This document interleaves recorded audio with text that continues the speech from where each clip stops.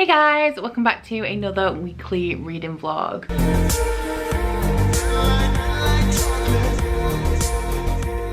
So I have just started a brand new book and promptly lost it as usual. But that book is The Girl with All the Gifts by M.R. Carey. This is on my Bookoplay TBR to read a dystopian, I believe. And this is also the book that my Patreons picked out for me for this month. So this is interesting. Okay, so it's different than I thought it was. I'm not very far into it. I only started it this morning, so I'm on page 24. Before I went into this, I thought that this was a zombie story and it contained a girl who had a power and her touch either gave people the zombie virus or cured them or something like that. Now, I think it was this morning or yesterday, I was reading through some of my recent comments and somebody said that this is one of their favorite books, but my synopsis is way off, and already just 24 pages into it, my synopsis is way off. So we're following a girl called Melanie in here, and Melanie is very young and she lives in this underground facility. She has an individual cell that she lives in, and every morning, Monday to Friday, she is strapped to a wheelchair, wheeled into a classroom and taught classes. She speaks about ancient Greece a lot. She particularly likes that, but she is pretty much being taught a full curriculum like history, politics, mathematics, science, and all of that kind of stuff. And there are a few people who operate down in this underground place. There are a variety of teachers, and there's also a guy called Sergeant. Something that I didn't realize about this going into it is I think that the girl is a zombie, and I've just discovered at around the 20 page mark that the army has actually set up this thing,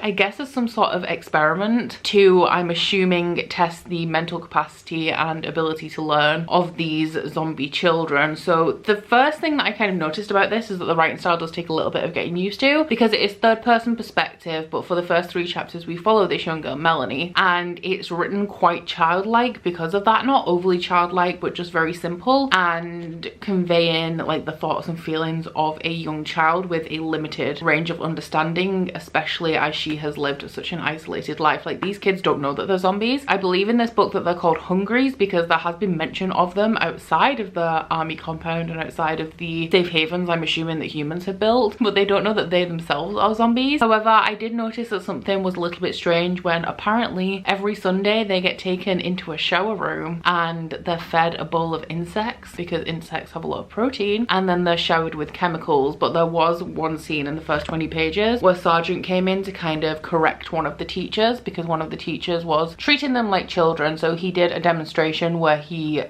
put his own saliva on his arm and held it in front of the face of one of these children, and they started to try to bite him, but they are like completely strapped down at all times. So it's very sinister because in Melanie's perspective, like, she is kind of just like a normal child and she doesn't realize that she's one of these hungries. And also extremely fascinating at the moment, something's just happened with one of the teachers, and I think that the next chapter I have to read, it's only 2 pages, is from that teacher's perspective. So I'm extremely intrigued about this so far. I want to know everything that's going on in this world. It's also set in the UK as well, which I didn't expect. It is not far from London. So this week's vlog will just be running from Monday to Friday because it is the BookoplAthon this coming weekend. So I am going to be doing a separate vlog for that. I'm hoping to read quite a few books during that weekend. But during the course of this Monday to Friday vlog, I would very much like to have finished this and also one other book that is on my Bookoplay TBR before I go into my weekend readathon. We'll see how I go, because to have the entire weekend free, I do have quite a lot of prep work to do. I have to edit all of my videos for the week and get all of that stuff sorted, and also at some point this week I'm going to have to go do a big shop for snacks and refreshments and essentials to tide me over the 48 hours of BookoplAthon.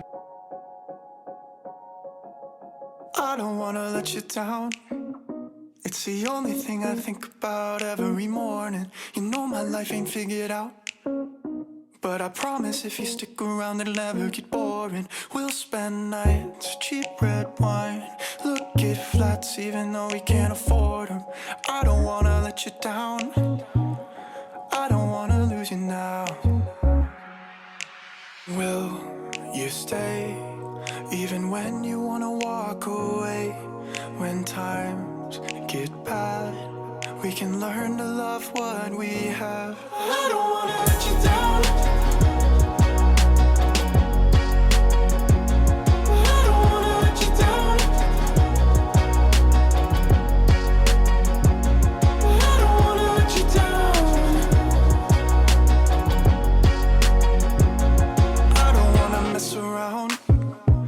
the only one I want there at the end of my story. It's the only thing I figured out. So it is 1:30 a.m. but a short while ago I did manage to finish The Girl with the Gifts by M.R. Carey. I read this pretty quickly. I ideally wanted to finish it today, but I was only reading about 100 pages a day, so I thought I'd have to extend it into tomorrow, and then I read 200 pages today, so it's done. I have kind of not necessarily mixed feelings about this. I definitely did not love it as much as I expected to. It took a turn at around the, I want to say like the 100-page mark that I didn't expect actually, because this is a zombie book. It's a zombie story, and the way people talk about this and the way that people love this book, I assumed that it was kind of outside of the norms of zombie stories, and we do follow this young girl who is a zombie herself, and she is one of the main characters of this book, but she isn't the only main character as I originally thought when I first came and checked in with you. We also follow a woman who is her teacher in this controlled environment that she's been put into so that they can study the brains of these zombie children that are not like normal zombies, because they have the ability to behave like humans and also learn and things like that. We also follow a military sergeant who has a history of working out on the field outside of the protected environments that humanity has set up in this time. We also follow a doctor who is tirelessly working for the cure. She's the one who's keeping these children to harvest their brains. And then our final main character is a young soldier. We start off in this classroom environment in this controlled military slash scientific thing that's been set up for the specific purpose of researching these children. And I thought that that was pretty much going to be it environment wise, but this does eventually turn into kind of a typical zombie story. So on my Bookoplay TBR, this is down to read a dystopian. It is set in a dystopian world, a post-apocalyptic world. However, this is a horror book, which became apparent to me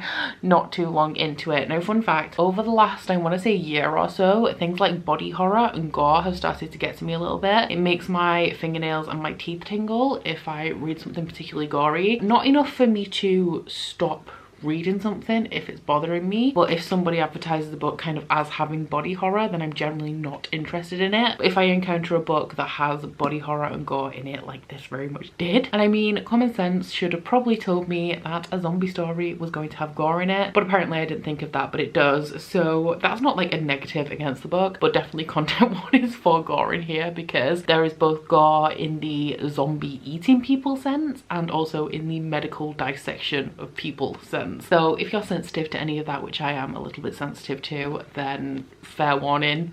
There's a lot of it in here, but overall I enjoyed this book. I did find it interesting. You guys have been recommending this to me based on my love of logic-based sci-fi and heavily scientific-based sci-fi, and I do definitely think that this fulfills those things for me. I was very interested in how the world became how it was, and while we are focusing on characters 20 years after something that they call the breakdown, which was the breakdown of society and the start of this zombie virus, we did get some glimpses into what life was like, not necessarily before the breakdown, because that was just like normal modern society as we live in it now, but during and after the breakdown, and how some of the characters in this book are too young to remember normal society. So things like money go right over their heads because they've never had to encounter it. So I did find that interesting. I enjoyed the science aspects of this. A lot of it went over my head, but I grasped enough to know what was going on. The ending of this, I would say, is not how I wanted it to end, but it has a pretty good ending, I would say. It goes in a little bit of a different direction than I was expecting, and it is also quite chilling the way that this book wraps up. The writing is pretty decent. It is a more casual writing style. That's definitely not the right word, but it mimics speech in a lot of ways for the different characters, and not in ways where things like slang is used, but it's just a less formal writing style, I want to say. So it does take a little bit of getting used to, and some of the characters are just not great being in their heads. Like, these soldiers are not necessarily overly sexual, but they do objectify women a little bit, which is a little bit irritating to read because it's kind of unnecessary, but also like you're almost in the head of this character even though it is a third person perspective. I'm interested in the sequel to this. One of the main reasons I'm interested in the sequel to this actually is because I've read the synopsis on Goodreads, and it literally it doesn't say anything. It says that there's a boy that they send out into the world and it's a world full of monsters, and that is pretty much all the information. But I will probably carry on with the series. I enjoyed it enough. I think just with not necessarily the hype, because I wouldn't say that this is a hyped book, but with the way that the people who have read it have given it kind of glowing reviews, and some people have said like this is the best book I've ever read, as probably with every book in the world. I feel like I expected a little bit more of it, and I don't want to say that my expectations of it have made me give it a lower rating, because it definitely was not a 5-star book for me. I gave this 4 stars. I don't know if I mentioned that, but this is a 4-star book for me. But I do feel like while I enjoyed this and I found it really fascinating, like it's 400 pages, I read it in 3 days, I was expecting this to blow my mind. I thought that this was definitely going to be a 5-star read from me. So I currently only have 4 books left on my Bookopoly TBR now I've ticked that one off. I'm not going to be starting anything right now because I am going to go to bed. I woke up a little bit earlier than usual today. I've not been sleeping very well. I've been getting like 5 hours sleep and then napping in the daytime, and then because of that I'm restless at bedtime. So I woke up reasonably early today, and I also haven't had a nap. So I'm going to take advantage of this and go to bed while I'm actually tired. It's 1:30 a.m. so it's not early, but I have been going to bed at like around 3, and I will let you guys know what I'm picking up in the morning. I think my options are quite limited because I do think that I only have 1 book left before everything is buddy reads and group books. And then of course whatever I do pick up I'm going to be putting on pause anyway, because the BookoplAthon starts at midnight on Friday, and let me tell you guys, I am so thoroughly underprepared for that. I made 90 candles today, so tomorrow I have to try and package and send out 90 candles, and then spend Friday editing this vlog, which won't even be finished, and also making the graphics I need for BookoplAthon, and also going out to get food so that I have supplies for the weekend, because I definitely want to have it where I have very little to do over the weekend. I'm kind of just taking it day by day now, getting done what I can in the hours that are available to me. I'm trying not to work past 6 p.m. because something that I definitely want to be doing is having a better work-life balance. I'm finding that this is working out for me pretty well so far. I have enough time to do everything I desperately need to do, but I'm finding little time outside of that to do extra things. So I'm in kind of a relaxation mode at the moment because I have worked so much over the last, how many months has it been? 4 months I think I worked pretty solidly. I'm taking it a little bit easier at the minute and kind of not doing the bare minimum. So I'm still on like full-time hours, but when I've had a little bit of time to recharge, I'll probably end up working into the evenings a little bit again. Look at flats even though we can't afford them. I don't wanna let you down. I don't wanna lose you now. I don't wanna let you down.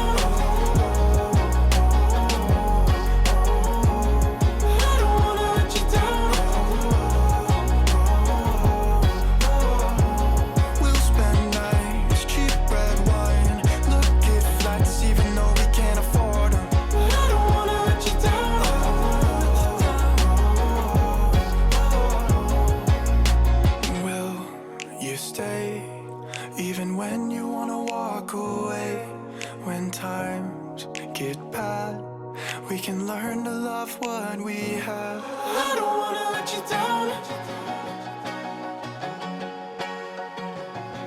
I don't wanna let you down. I don't wanna let you down. I don't wanna let you down.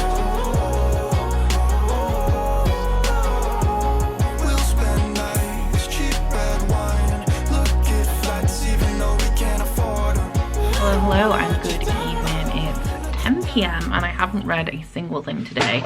Oh fuck, I'm just throwing everything on the floor. Great. I spent a solid 5 or 6 hours packaging candle orders today. I woke up late to start off with, so I was pissed off at myself. And then I spent the majority of the day trying to catch up, pack all the candle orders. I did get a whole ton done. I'm really happy with my progress, and that is going to leave my weekend free. However, I do have a whole ton of YouTube stuff to get done tomorrow before I can, in good conscience, have a weekend entirely off reading. So then I've just spent an hour or so finalizing all of the graphics for BookoplAthon. But I am almost ready to pick up a book now, so I thought I would come and let you guys know what that's going to be. And I'm going to be starting, I wanted this finished by tomorrow because this vlog ends tomorrow, but I don't think that's actually going to happen, but I need to start something anyway. And I'm going to be starting Good Me Bad Me by Ali Land. This is a thriller that I bought secondhand because it was getting a lot of hype on its release in like 2017 I think, and I have heard a lot of mixed reviews about this. But with any thriller there are tons of people who hate it and tons of people people who love it. So the storyline of this is that we follow a girl who is the daughter of a serial killer, and this girl has a new life now. She's with a foster family, she has a new name, new parents, brand new life, because she turned her mother into the police and told them that she was a serial killer. However, I believe that things start to get a little bit difficult for her when her mother's trial is approaching and her past starts to haunt her present. So overall, doesn't sound anything too engaging, but I do find with thrillers, it is, obviously they're supposed to be thrilling, so they do tend to have that effect on me a little bit, even if I'm not too interested in the synopsis. With thrillers, I just kind of pick up any. I don't think there's any in particular that I'm like, oh my god, I need to read this, or oh my god, I don't want to read this. Apart from The Woman in the Window. There's something about The Woman in the Window that just does not interest me at all and sounds really, really boring. But I'm just going to place a MAC order because I need to replace my makeup. Oh fuck, that's a bit bright. What was I on before? And I only have to replace my makeup like every 6 months to a year, depending on what makeup it is. But it always makes me cry a little bit because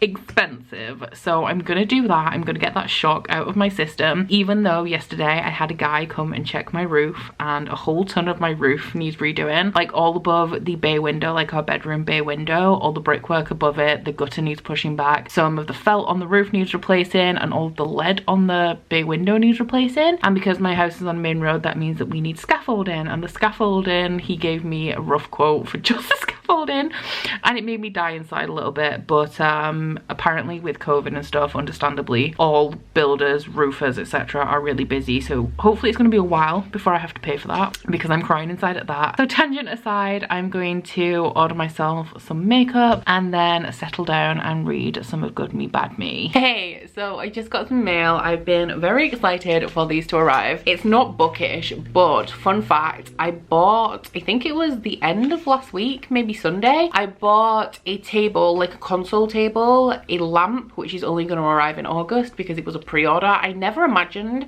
I would be pre-ordering a lamp, but it happened. And I also got some prints from an Etsy shop. Now these are A3 prints, and I wanted a big neon sign, essentially. Like, don't even ask what is going through my mind, but there is a neon sign company called Neon Beach, and they make neon signs, and one of them that they do is a 1975 lyric, and you guys know I'm trash for my favorite band, the 1975, so I do want a neon sign, but they're expensive. So I was like, you know what, I'll just get a lyric print instead. So I found this shop on Etsy, and they actually offer 3 for 2 on their prints. So I think these cost me £16 each, and I got 1 free, so I got 3 for £32 instead of paying £16 each for them. So I got 2 for myself and I got 1 for my friend Ryan. And the reason this is tied into the table stuff is because I'm going to frame this in like a really simple black frame, at least one of them, and stand it on the table leaning against the wall, and then I'm gonna have a lamp on one side. And I kind of want some fake ivy to trail down the corner, but I looked at how much like good fake plants are, and you know, to be fair, it would be a lot easier for me to just grow my own because I have loads of vines outside. But anyway, here are the prints. So the first one we have actually is the one that is for Ryan. I'm hoping I don't have to take these out of the cellophane to show you. I might have to turn my ring light off, but this one is for Ryan because his favorite 1975 song, let's switch this off, his favorite 1975 song is So Far It's Alright. So I got that one for him. This one was a custom made one and it was still the same price as the rest. The second one that I chose for myself is Modernity Has Failed Us. This one is from Love It If We Made It. And then the one that is the reason, this is the quote that's on the neon sign as well, and it's so stupid as a quote, but it's such an iconic line from one of my favorite songs, and it is Baby You Look So Cool from Robbers, which yeah, is one of my favorite songs. Like my favorite 1975 songs, if you're curious, which you're probably not, are like the really old school ones. So I like Robbers, I can turn this back on now. So I like Robbers, Antichrist, Me, You, Falling For You. I also like some of the newer things as well, like She's American, I Couldn't Be More In Love, and yeah, so I like a lot of their songs. Like the most recent songs that I love, I really love The Birthday Party, and I also really like Me and You Together song, but most of their songs I am a fan of. I can't remember, I'm just gonna let you guys know what shop I got these from. Okay, so the shop that I got these from is called Paper Pineapple UK. I will put a link in my description box to their shop if you would like to get your hands on any prints. Not sponsored, just, you know, courtesy and supporting small businesses. They also do lyrics from are the Rolling Stones, Oasis, Arctic Monkeys. It's a UK company and it very much skews towards UK bands, but yeah, the link will be in my description box if you guys are interested. Speaking of that table and stuff, the table's in my hallway and it's been in my hallway since like Tuesday or Wednesday, and I really need to assemble that, but I need to clear the corner that it's going in because it has some junk that I need to put away, like stuff that was brought from my dad's that I need to decide whether I'm donating or keeping and then find a home for it. So it's a whole ordeal and I'll probably do it next week. So it is only midday, but I think I'm actually going to wrap up this vlog because my next thing that I'm going to be doing today is filming a video, and then after that I need to edit at least this vlog and hopefully 2 other things as well. And I do also need to shop for snacks, and I kind of want to do a whip round and just a quick tidy because I have quite a few like empty boxes and then random bits of packaging lying around that I need to do something about. I started reading Good Me Bad Me yesterday. I didn't get very far. I'm like, I think 40 or 50 pages into it, and we're in the perspective of the girl. It's British, which I didn't expect, and I think it starts off like the girl's from Devon and now she lives in London. She goes to this foster family and the dad's a psychologist, and the mother I think may have some mental health issues, maybe. It's unclear, but I'm leaning towards that at the moment. And the daughter has a very fraught relationship with her mother, and she's also a massive bully and starts to bully the main character. I have a few theories about it, but overall it's not really gripping me so far. I don't love the writing style and I'm not too interested in it, but I am going to persevere. Hopefully by page 100 it will have captured my interest, otherwise I'm going to be sad, because the good thing about thrillers, the things I love about them, is that they're really fast-paced and compelling. So if it isn't doing that for me, then yeah, I'm going to be really disappointed. So that is my plans for today. The BookoplAthon does start in 12 hours, so I do need to go and get some snacks as well at some point. So I have quite a few things to do today, and I'm kind of compartmentalizing and not thinking about all the things I have to do and just kind of rolling with it. But I think that means that this vlog is going to be concluded here. I think it's going to be a short and a sweet one, so I hope you guys liked it if you made it this far. If you did, then please give it a like if you liked it and subscribe if you want to, and I will see you guys at the weekend for my BookoplAthon vlog, which I'm really excited for. Bye! Oh, you bite your friend like chocolate. You say you will go where nobody knows, with guns hidden under our petticoats. We're never gonna quit it, no, we're never gonna quit it, no.